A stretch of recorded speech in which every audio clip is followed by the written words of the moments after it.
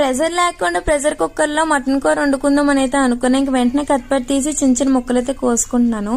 నా ఒక్కదానికేనండి, నైట్ గా చికెన్ వండుకుందాం అనుకున్నా. అందుకే ఇప్పుడైతే మంచిగా వాష్ చేసుకుని ఇదైతే పక్కన పెట్టేసుకోవాలి. ఒక చిన్న ఉల్లిపాయ చిన్న చిన్న ముక్కలు కట్ చేసుకోవాలి. ఉల్లిపాయ టమాటా మిక్సీ పట్టుకుంటే ఇంకా బాగుంటది, కరెంట్ లేదు అందుకే మిక్సీ పట్టలేదు.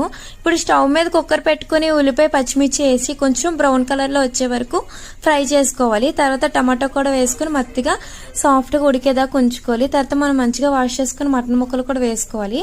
ఇలా వాటర్ తేలే టైంలో పసుపు, ఉప్పు, కారం అనేదంతా వేసుకుని మంచిగా కలుపుకోవాలి.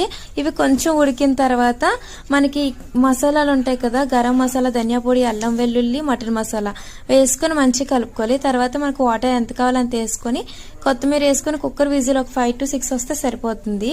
అంతేనండి, యమ్మీ యమ్మీ మటన్ కర్రీ రెడీ. ఎంత సాఫ్ట్ గా ఉడికిందో చూడండి. టేస్ట్ మాత్రం చాలా బాగా వచ్చింది. సబ్స్క్రైబ్.